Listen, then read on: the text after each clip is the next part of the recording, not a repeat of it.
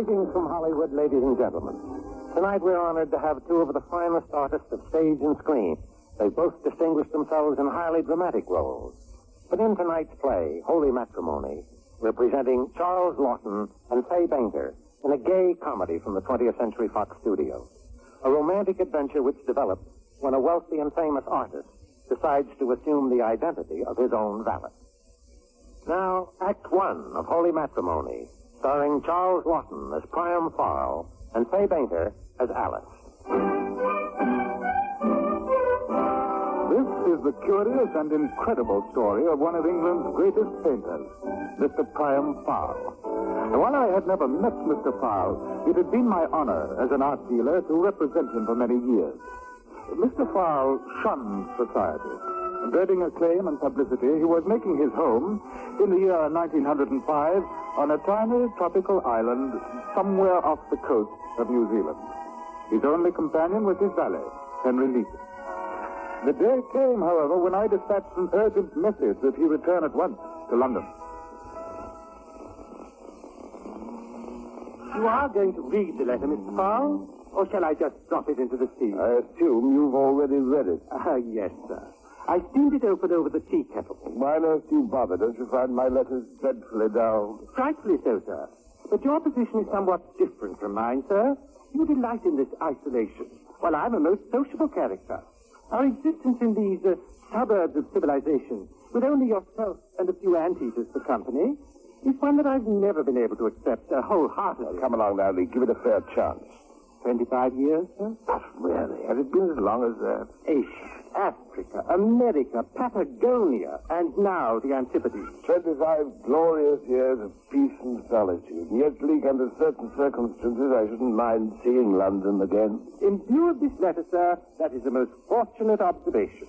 It says, sir, you are to return to London immediately. Who says so this time? That robber who calls himself an art dealer? Mr. Oxford encloses a request from His Majesty the King of England. Sir, you are to be knighted. Knighted?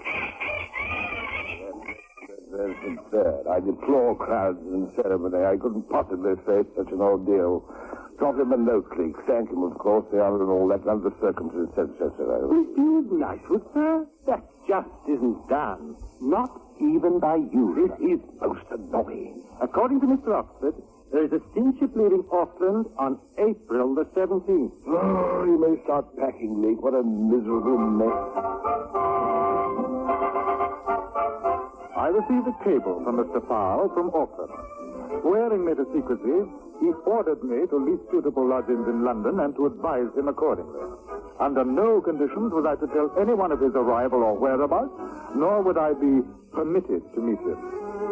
And so it was that after 25 years, the distinguished artist returned to England.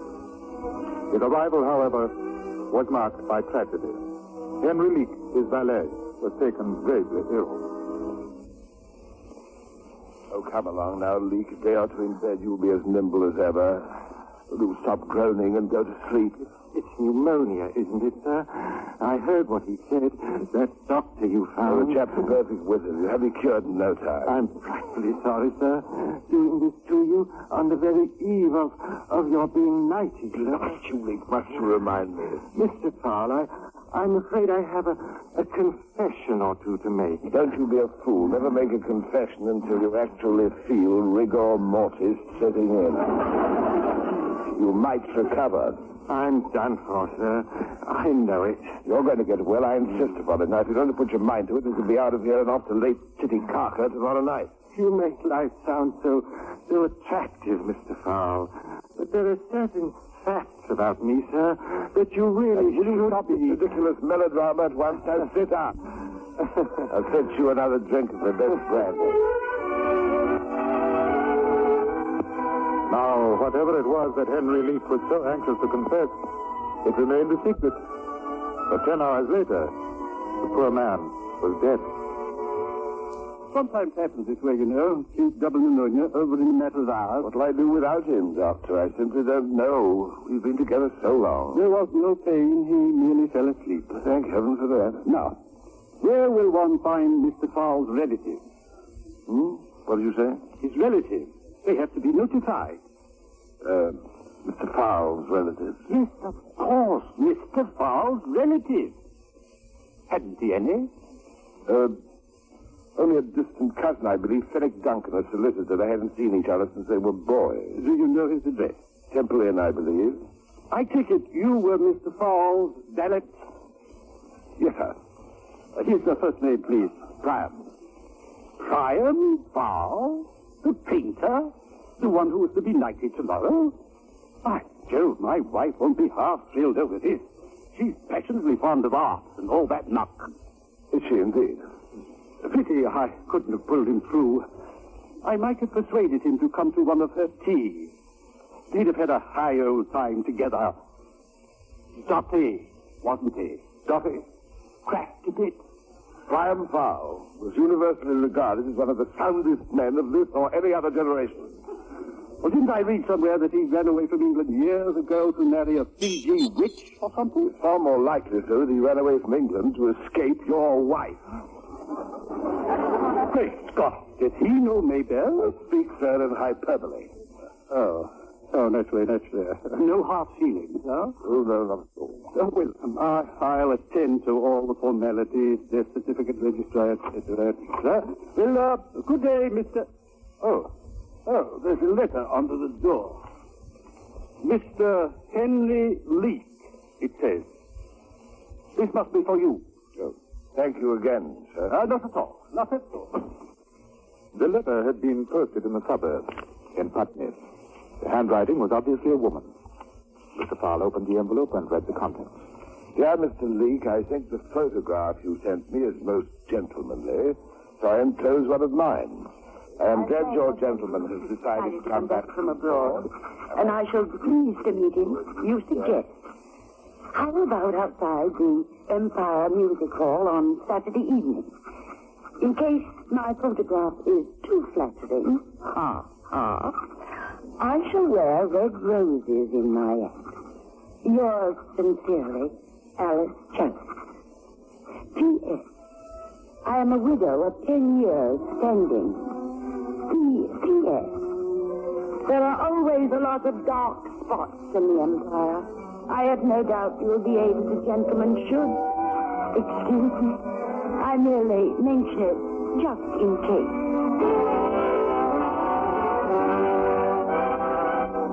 Yes, thanks to a matrimonial bureau, Henry Leake had entertained hope that his return to England would not be lacking in moments of romance. Now, whatever Mr. Fowle may have thought of that letter, other matters of far greater impact soon were to descend. The doctor had made rather a serious mistake. Henry Leake had died, but the name inscribed on the death certificate was Priam Fowle, and Mr. Fowle had made not the slightest effort to correct the error. To him, it was a heaven-sent opportunity to escape knighthood and the pomp and acclaim that most certainly would follow. But even Mr. Fowle, with all his awareness of his own artistic genius, had not counted on what his death would mean to England. The nation was plunged into mourning, and all day long, London's noblest citizens came to view the earthly remains now reposing in the drawing room. It was one of the most enjoyable days that Priam Fowle had ever experienced. When the last of the mourners had departed, two gentlemen remained. One of them was Fowle's cousin, Fenwick Duncan. Now then, my good man, no doubt you're concerned about your future. You've noticed I'm giving you a month's wages. Now, you stop the nonsense, Fenwick, and tell me who that stale-looking fellow is in there. He's Mr. Parley from the Undertakers, and my name to you, sir, is Mr. Duncan. It's no use. I can't go through with it. Mr. Fowle's will has been located. It provides you with £3 a week for life, an extremely generous allowance. Now, if you call to my office next week, I shall kindly shut up and listen to me? Look at me. Don't you recognize me? All very difficult and stupid, I suppose, but the truth is that I'm not Henry Leake at all. I'm Priam, cousin Priam. Are you insane? Triumphal is dead. That's leak in there. They're burying the wrong corpse.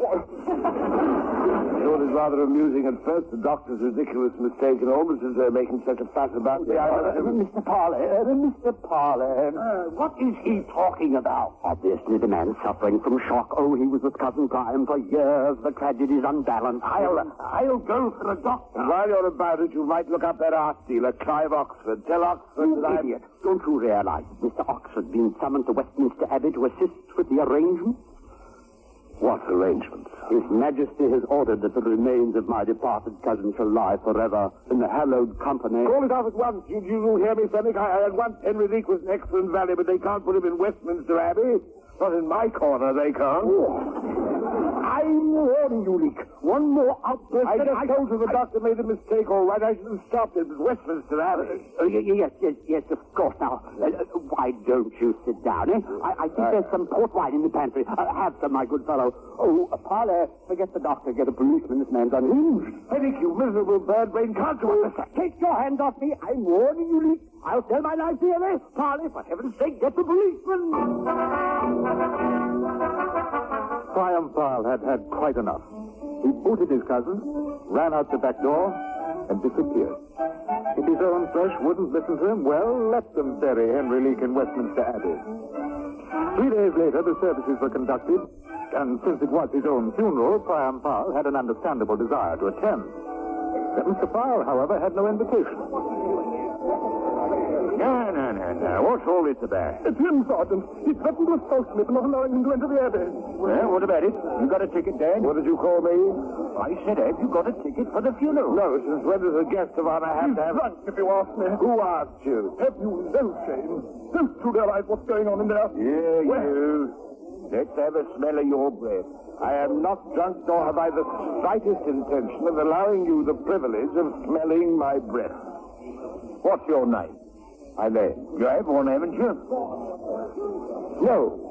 At least not one that I care to give at the moment. Why, Mr. Leake, good morning. Your partners, madam, stand aside, please. This man is... Mr. Leake, if you don't mind. This man is drunk and disorderly. What's more... Mr. Leake doesn't drink. He was simply overcome. I expected no wonder with such a loss. Thank you, madam. And what loss was that, if I may ask? My goodness, don't tell me you don't know who he is. Well? Mr. Triumphal Valet, that's who he is. For 25 years, Mr. Fowle never made a move, never a decision, never had a thought without first talking it over with Mr. Leake here. Yeah, but he had no ticket. No more shame. After the best years of his life, giving every satisfaction, and what is his reward? No ticket for the funeral. But why didn't they tell me? Because I don't like policemen. Mr. Leake is a very shy man. Oh, I'm very sorry, sir. There was no harm meant, sir. Would you like me to take you in, sir? No. I've lost all interest. Well, you go right along with the lady, then. Thank you, Sergeant.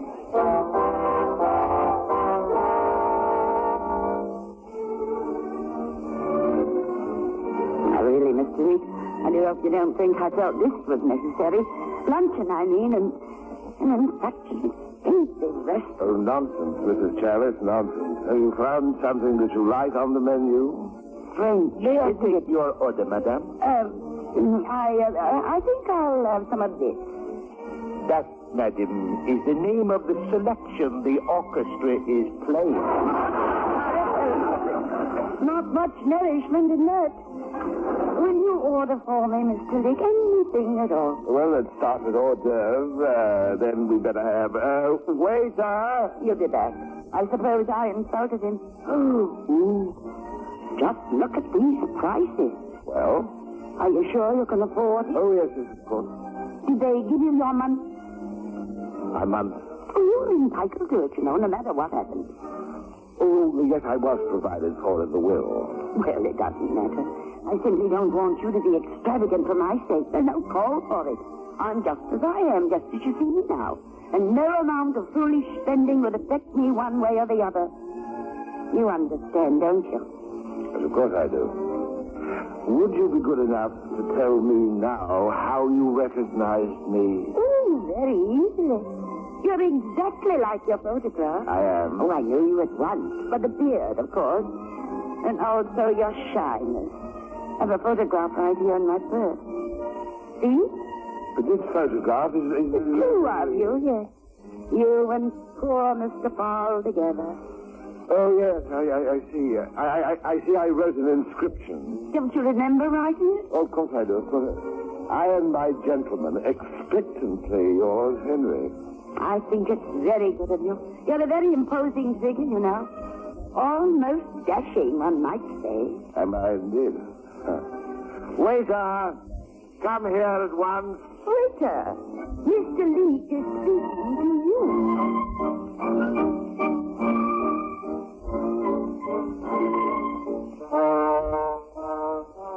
So it was that England buried Henry Leake's valet in Westminster Abbey. And so it was that Triumphal met Alice Chalice, lunched with her, and later escorted her home to a pretty little house in Putney. Why, this is just delightful. It's delightful. What's more, you brew an excellent cup of tea. I can't get over that restaurant. Why, such prices are scandalous. And that fish. Well, there's no more soul in your bowl of that. Dear me, I thought it was rather tasty. For anyone who has been used to good cooking, perhaps. You haven't told me yet. But I fancy you've never been married. No, I haven't.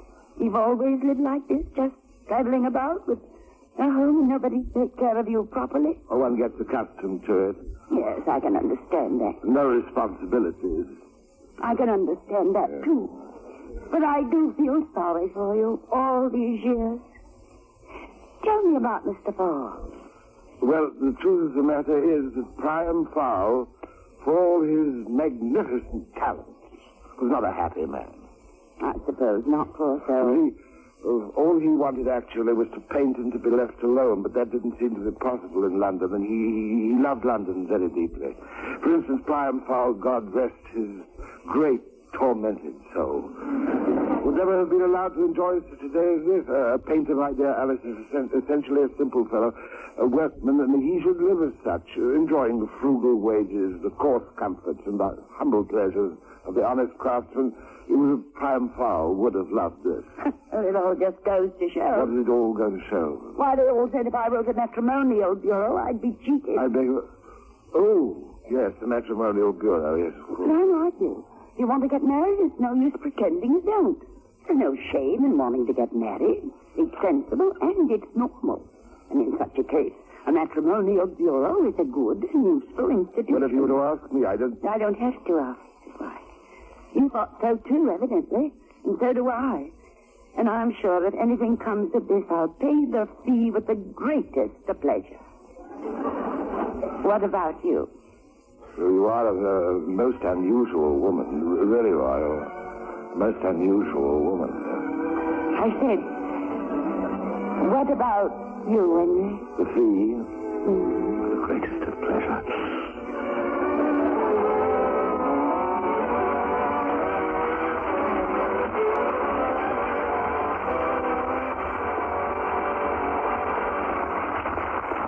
Act 2 of Holy Matrimony in a moment. Make a friend, and you make an ally. There's a thought for you to keep in mind, as many another American has. Lewis Cass knew how important friendship is. In 1836, he resigned as Secretary of War to accept the post of Ambassador to France. It wasn't too long after his arrival there that he became friends with King Louis Philippe. But making friends with the French people was another story. Anti-American propaganda had been too well planted over the years. But one day, Cass witnessed a street fight. With the appearance of armed troops, the fighters fled, leaving a group of bystanders about to be fired on. Stepping out in front of them, Cass told the commanding officer that he, as well as the Frenchmen with him, were innocent spectators, and that to fire on them would be murder. The officer apologized and ordered his men to put up their guns. The incident marked the beginning of Lewis Cass's friendship with the French people. Gradually, despite the attempted smears by other nations, Cass strengthened the understanding between his country and France, and he was eventually responsible for the signing of a treaty by America, France, and England, a treaty which guaranteed freedom of the seas to all nations. Once more, an American had proved to the world that by helping others, you help your country. Now our guest producer, Mr. Kerry Wilson. Act 2 of Holy Matrimony, starring Charles Lawton as Priam Farl and Fay Bainter as Alice. 12 months have passed since that memorable day when I stood in Westminster Abbey under the impression, along with the rest of the British Empire, that I was witnessing the burial of Priam Farl. Priam Farl was not only alive, but under the name of Henry Leake was now married and with a charming wife living blissfully in Putney. And then one day, visitors arrived. Is this Mr. Henry Leake? Yes. And you're not going to keep us out. Walk right in, Mother. What on earth? Now, where is he? Oh, never mind where he is. Who are you? Who are we, she asked? I'm his wife, ma'am. I'm the rightful Mrs. Link.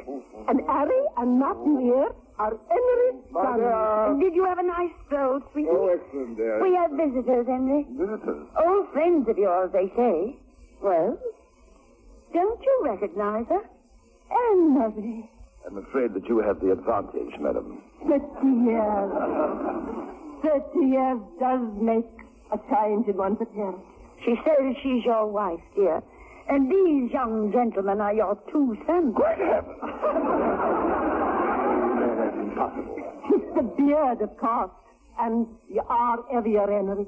But your eyes are just the same. Madam, I have never had the debatable pleasure of ever seeing you before in my entire life. Then how do you explain this, sir? A marriage certificate. Let father see. You dare refer to me as your father. Look at the paper. Means nothing to me, whatever. You will not deny that your name is Henry Leake? I deny everything, no matter what you say, I deny it. Are you sure you recognize my husband? Well, I can't be sure that I recognize him exactly. He was only 23 when I saw him last. But he's the same sort of man. And his eyes, they're the same. Then examine my nose. Probably you should recognize that also. Do you? Go on, look closely. Do you? Well, I can't say as I remember it being so bony and all. Can a man change his nose? All flesh is grass. This discussion does not concern grass. But you were valet to a gentleman now, Mr. Priam Farl, the painter, weren't you? Well, that's what my husband was doing. Last time I heard of him. Madam, I repeat, I not only deny everything that has been said, but also everything that will be said. And now I shall take my leave of this absurdity. Oh, no, you don't. Oh, well, now we can all have a nice cup of tea. Here you are, Mrs. Leake. Thank you, I'm sure. Well, I hope it's the way you... What's wrong? Oh, gee, how could I be so clumsy? And your dress. Oh, my. Only get me a cloth from the kitchen. Hurry now. Oh, yes, by all means. Oh, now stand over for the fire, Mrs. Leake. You'll dry out in a jiffy. Oh, dear. And you, sir? I'll pour my own if you don't mind. Sugar. 2 sugars. Is he coming back? Who? Father. I shouldn't think so. I imagine he's gone for a stroll. He usually does, you know. That's rather strange. He was getting a cloth. He's a rather peculiar man. Oh, he has his good points. But now that he's gone, well, far be it from me to say a word against him. He's often quite kind to me. But there's no denying.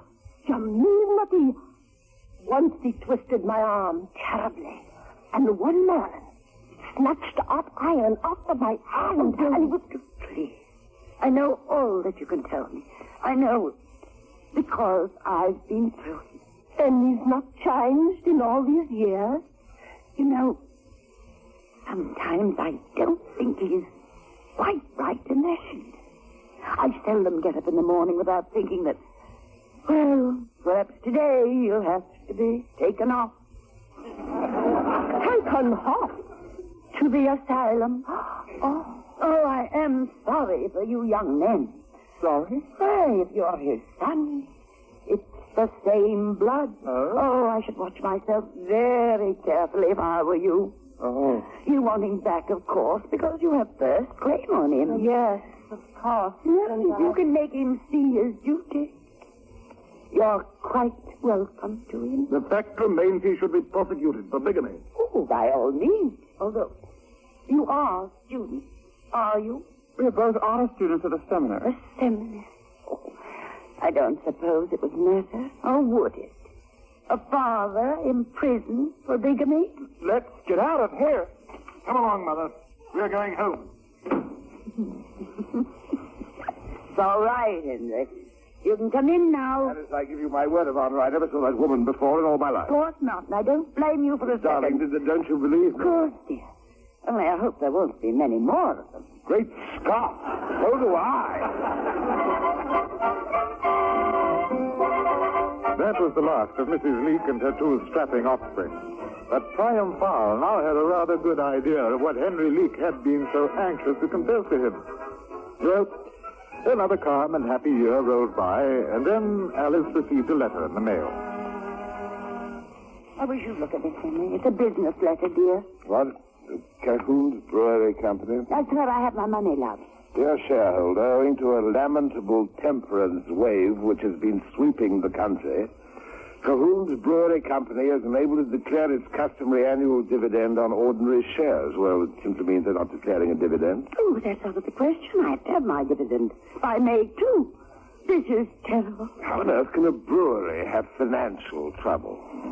That's just what Father used to say.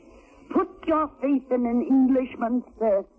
It's gold in the bank, he said. Henry, everything we have is in brewery shares. Well, it's still my £3 a week. Bless your heart, darling. I need much more than that. It's the payment on this house, and it's due in May. Alice, if we can't meet the payment, does it mean we shall have to get out? Oh, there are other houses, Henry. Not for me. This is the house I like. This is the house I'm happy in. Alice, I refuse to move. Wait the whole month yet. I could earn some money, you know. Henry Wendell Leake. If you think I'd let you take another situation, you're very much mistaken. Well, what I have in mind, well, it does involve a certain measure of risk. Nothing crooked, Henry. I was thinking of painting. Oh, no, darling. I'd never have a minute's peace. You're much too old to go climbing up and down ladders. Not painting houses, Alice. Pictures. Now you smoke your pipe and read the paper, love. I'll go and get dinner.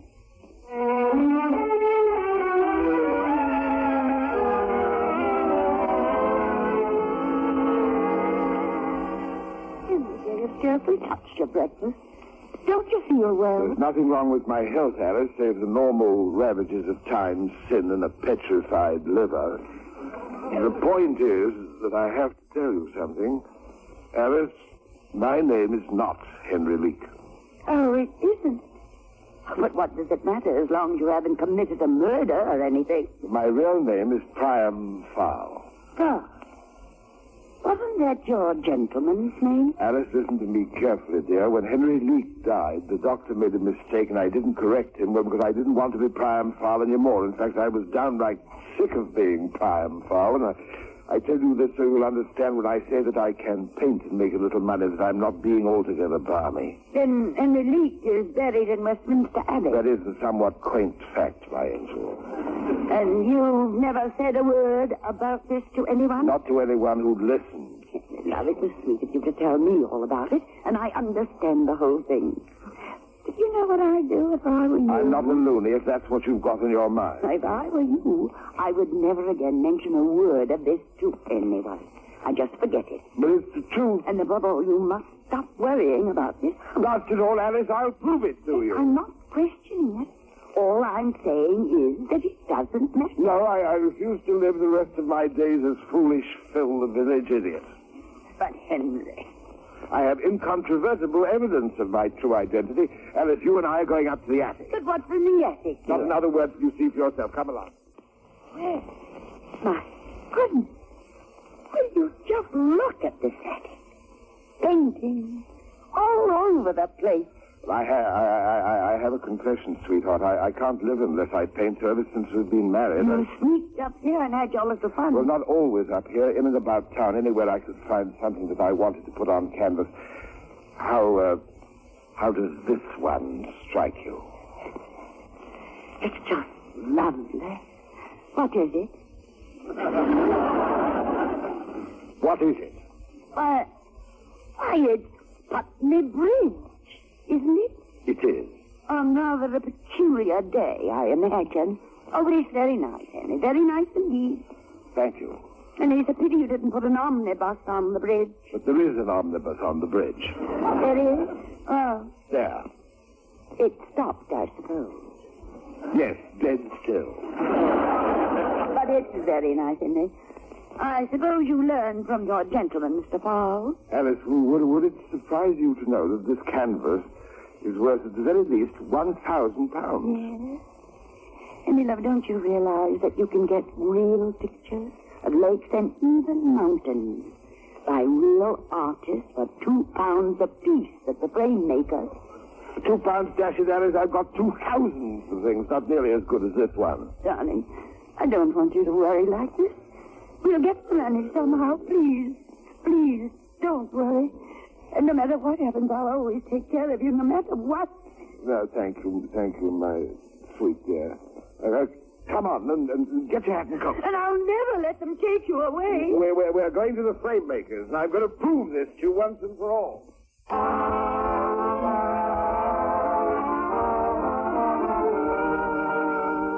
Ah, good day, sir. Something in a picture frame? Here, within this wrapping, is a painting, and I want you to tell us what you think of it. Well, I can hardly claim to be an expert, sir. You are vaguely familiar with oil paintings, are you not? Very well. What about this one? Well, now. Yes. Might I ask where you acquired this? No. Well, very good. Is it a copy? Is it? It's either a copy or a remarkable imitation. Would it be good enough to put a price upon it? £2. What? 5. Sir. 10. You'll give him £10 for it. Yes, madam. That'll be all, thank you. Oh, but Henry. Come along, my love. £15. Henry, £15.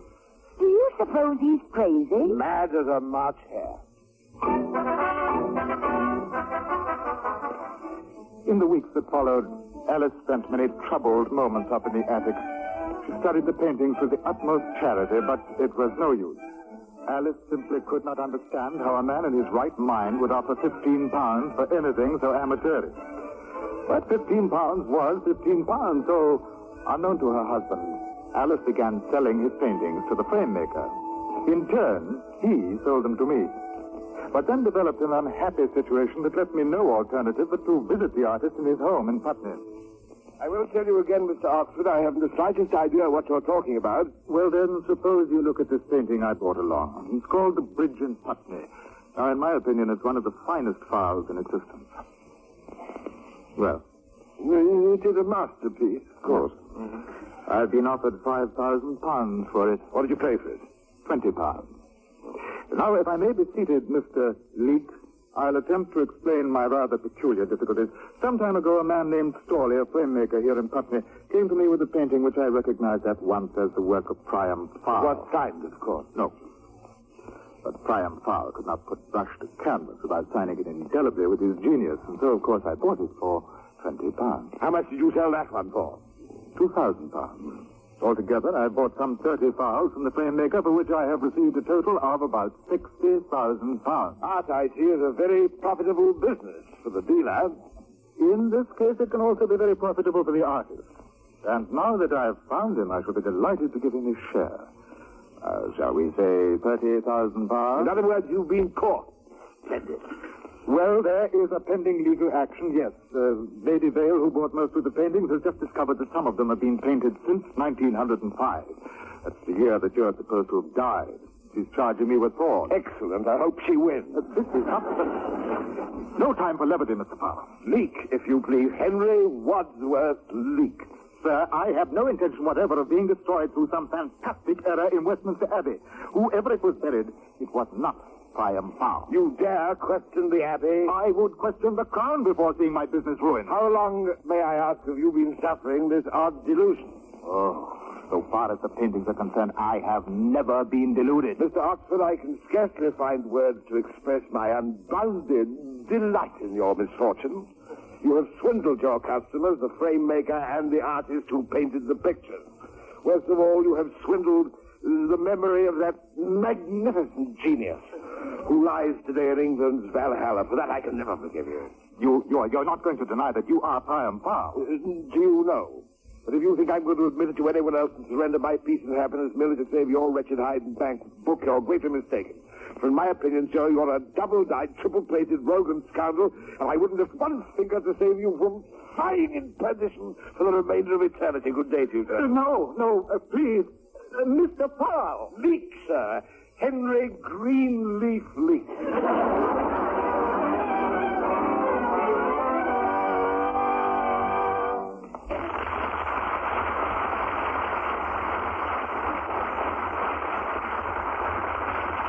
The final act of holy matrimony will follow. You probably remember when the waves of the North Sea burst through Holland's dikes and turned the little country into a land of terror. It was Western Europe's worst flood disaster. More than 1,400 people were killed, and over 60,000 were made homeless. The property loss was greater than that suffered during World War II. But America answered the call from the Dutch people. Within just a few hours, United States Army helicopters were evacuating hundreds from the danger areas. Mercy planes filled with blankets, coats, shoes, and food brought quick relief in the emergency. Among the many who contributed was the 82nd Airborne Division. They remembered the courage and the help displayed by the Dutch people when they parachuted into Holland in 1944. This one unit collected nearly 20,000 pounds of clothing and over $12,000 in cash for relief in the flooded country. Now, there was no official drive behind this operation. It emerged right from the heart, a spontaneous, genuine reaction to a country struck by disaster. It proved once more that in the hour of need, people will reach across borders and oceans to help their fellow men. Such acts by you and your friends today are shaping our world of tomorrow. I had no particular wish either to annoy or embarrass a man whose genius I so admired. But I was facing a suit in a court of law. My attorney had no choice but to call on Mr. Farr and serve him with a subpoena. Here. Has the gentleman gone? Come in, Alice. Yes, he's gone. So now you know, You thought I was a loony, didn't you? I thought you weren't quite well. I shouldn't have done it, I suppose. But there were those paintings and a picture framer gave me £15 apiece for them. I didn't want you worrying about money. You're a dear sweet girl. What's going to happen? Nothing. Oxford is going to be sued, and all probability will be sent to prison. I hope. I told him flatly that I'd have nothing to do with it. Do you realize that he was making 10,000% on my work? 10,000%. I had no idea percentages ran that high. I should have known you weren't a valet. You've always been so much of a gentleman and so useless. Alice, what's the matter, dear? You surely you don't think that this will make any difference between us? No. Why should it? Oh, I don't know. It was bound to be, Henry. Or should I see Priam? I've told you I have no intention whatever of getting mixed up in this business. But it's Mrs. Priam Farr, the wife of a great gentleman. So great that he could be buried in Westminster Abbey. I don't know. I don't know how I'd be. Not much, I expect. Like I couldn't be a duchess or a bareback rider. I can't feel that I'd be much use to you anymore. That is the most ridiculous rot I've ever heard. Well, I might be uncomfortable or too ignorant. I couldn't stand that. Then we'll go away to Borneo or someplace like that. I just want to be with you. Well, then, Priam, we'll see. Meanwhile, I expect there'll be a terrible fuss in the papers. I mean about the poor man in Westminster. Did I ask to be buried in Westminster? No, dear, I'm sure you didn't. All I ever asked is peace and quiet and the chance to paint a picture now and then, but no. An art dealer whom I loathe gets sued for fraud. My life is made unbearable. Why? I don't know. So they think they can get me to help them in court, eh? Well, you just wait. You just wait till I get in that witness stand. The trial began, and a certain Mr. Pennington, the complainant's lawyer, enunciated the charges. Please, the court.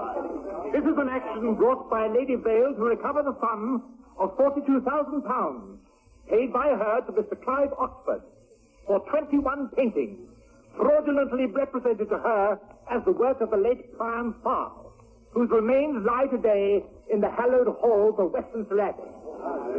But the possible consequences involved here are so monstrous that I shudder to contemplate them. Does an impostor, a valet, a servant, rest within those sacred precincts? So says the defendant. He would have you believe that Priam Fal, far from being dead, is present in this very courtroom in the person of a certain bearded fellow whom it will be my pleasure to unmask as charlatan, rogue, swindler, and a grave robber. My lord, I should like to call my first witness, Dr. Caswell, who attended Mr. Fal during his brief but fatal illness. Dr. Caswell. Then I said, I take it that you were Mr. Fal's valet? And how did he answer that, Doctor? He said, yes, sir, I was. And is that the man to whom you spoke, the bearded gentleman in the third row? Yes, that is the man. Mr. Pennington's next witness was the Master's consort, Alice. Now then, madam, how did you first meet your husband? Through a matrimonial agency. Who first had recourse to this agency? I did. With what object in mind? What do people usually go to a matrimonial agency for? I shall ask the questions, madam. I simply thought you should have known that. I went to a matrimonial agency because I wanted a husband.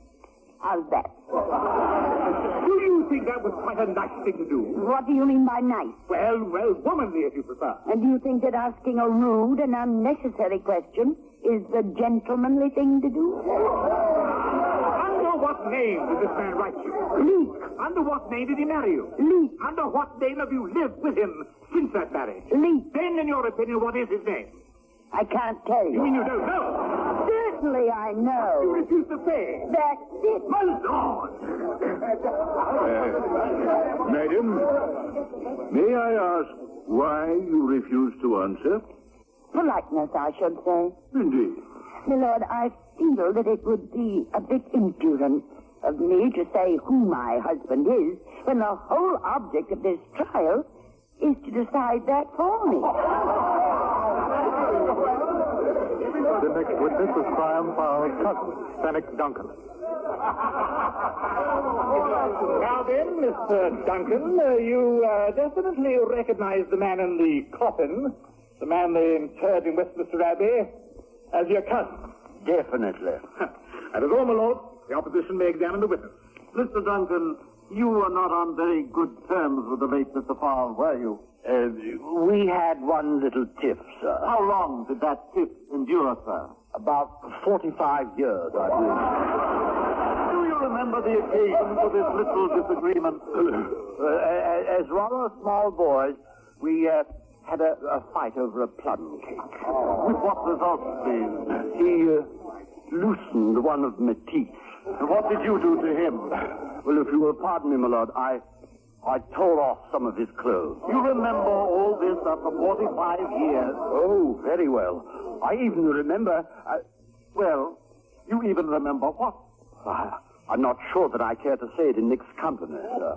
You may be the judge of that, Mr. Duncan. Well, when his shirt was torn, I clearly observed that Priam had 2 moles on his person, 2 moles on his left collarbone. Moles, eh? Very interesting. Now, was there anything distinctive about these 2 moles?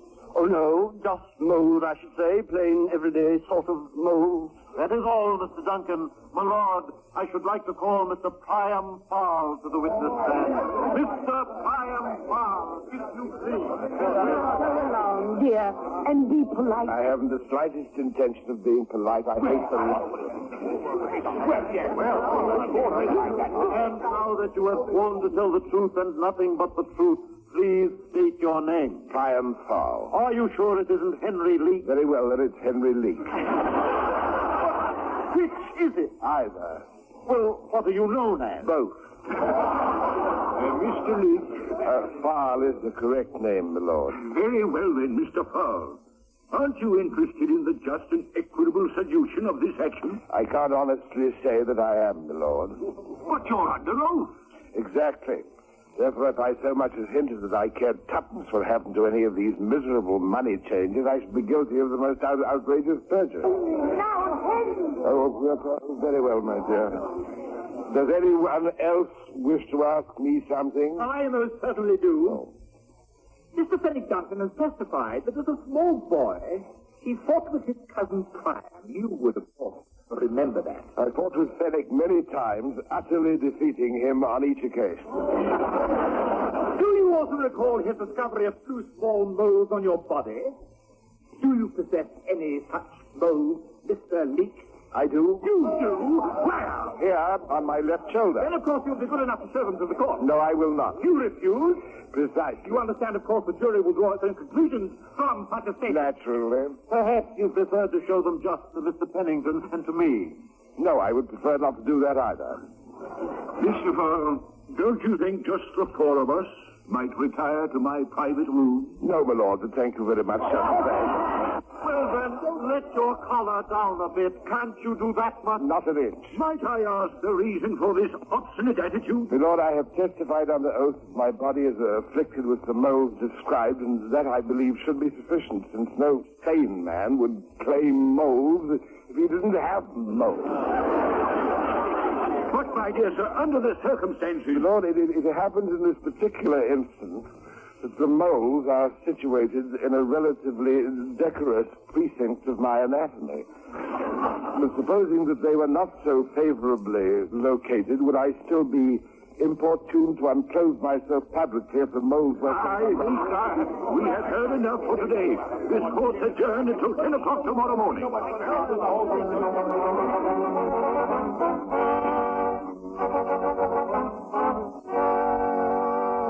Very nicely in court, dear.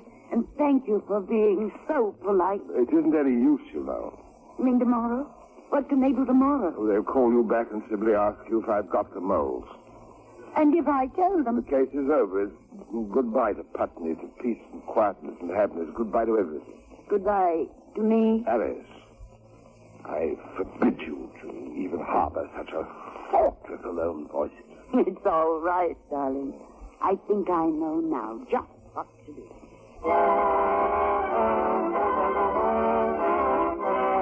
The papers that evening all but leapt out of the newsboy's hand. Lloyd's of London offers 2-1. No moles. Charles Moles debated in the House of Commons. American claims record of 105 moles. And the following morning, Mrs. Leek was called to the witness box. But this Mrs. Leek was not Alice. You've just testified that your name is Mrs. Henry Leek. Yes, sir. Have you not? Yes, sir. Now, go on. But I'm the original. There are 2 of us, sir, but I am the original. May I ask where your husband is now? In the 3rd row, sir. But he didn't have that beard when I married him. That's something else he picked up. You're positive this is the man? Yes, sir. That's my Henry, all right. Mrs. Leek, will you please tell the court whether that man had any bodily disfigurements? Beg pardon? Well, had he any birthmarks? No, sir. Now think, Mrs. Leek. Had he any, say, moles? No. Yes, did he have any moles? Where? Anywhere? No, sir. None at all, is that correct? No, sir, not one. My Henry's complexion was smooth as velvet. I often used to say to him, Henry, I'd say, your skin is just like a velvet. Mrs. Farrell, if you have anything to say, you will please step into the witness box. Don't go, Mrs. Leek. You have some additional testimony to give, Mrs. Farr? Yes. Come, come here. Lord, I protest against such an irregularity. Don't be a stick. Just a minute, Alice. I just don't know what to ask. Now, hold still. I want to undo your shirt and collar. He's very shy, you know. Now, if you'll just hold up your beard a bit, that's my boy. Now then, Mrs. Leek, if you will have a look, please. Oh, nice. Smooth as velvet, eh? Are they real? How dare you? Well, my lord, what do you think? Are they?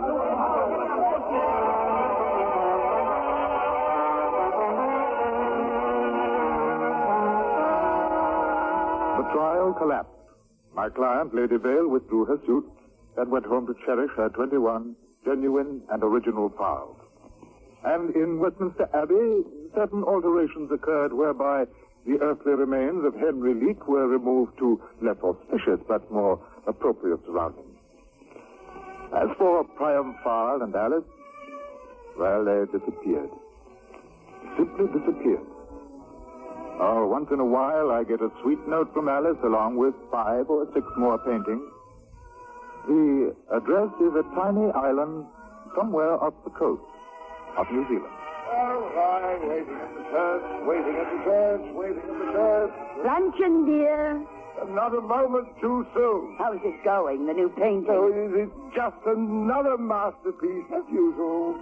What are we having for lunch? Kangaroo chops with crocodile sauce. Excellent, my dear. This is simply excellent.